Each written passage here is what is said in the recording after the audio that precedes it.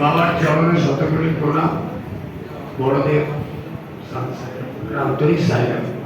প্রথমে ঘন্টার ব্যাপারটা যেহেতু আছে সেহেতু আমি অপ্রয়োজনীয় কথা বলবো না।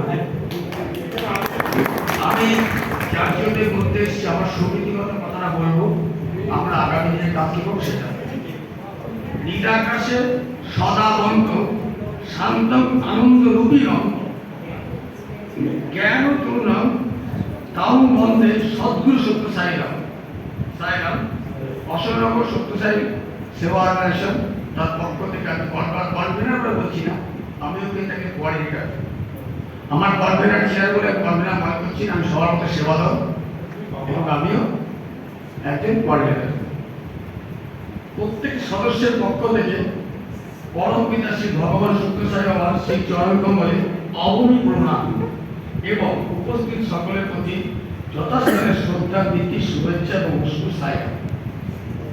আজকে এই জেলা সম্মেলনে আমি সেই কথাগুলি বলবো যেগুলি বিগত বছর 2024 সালে বিভিন্ন কারণে আমরা করে উঠতে পারিনি। এই বিষয়ে আমার সর্বনিষ্ঠ আত্মবিশ্লেষণ করেছি এবং সেই উদ্যোগকে সফল করে তোলার জন্য সমিতিগতভাবে মত বিনিময় এবং বিশদভাবে বিচার বিশ্লেষণ করেছি।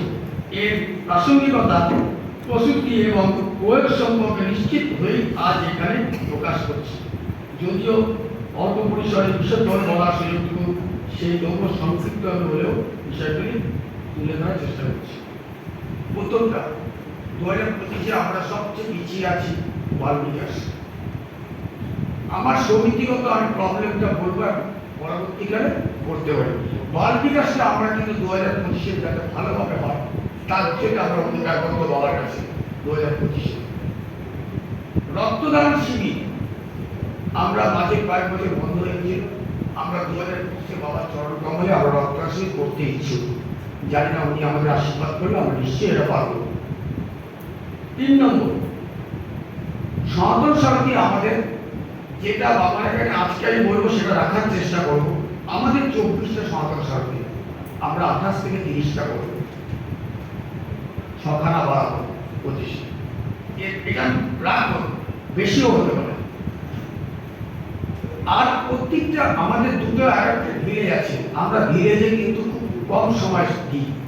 আমরা অ্যাডাপ্টেড ভিলেজে গিয়ে সেখানে ডোর টু ডোর আমরা সবার ব্যাপারে খোঁজখবর নেব এবং যতটা পারবো ওখানে স্যানিটারি ব্যবস্থাটা আমরা করার চেষ্টা করব। এটা কিন্তু আমরা যেই গ্রামটা অধিগ্রহণ করেছি সেই গ্রাম। এই 4টে পয়েন্ট আমরা বাবার চরণের প্রতিষ্ঠানে নিবেদন করব।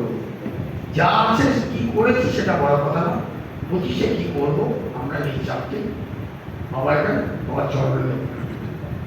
এইটাই আমার কাছে বক্তব্য, আর কিছু বলার নেই। কারণ ঘরটা বাজিয়ে কারণ ঘরটাকে ভয় পেয়ে যাবে।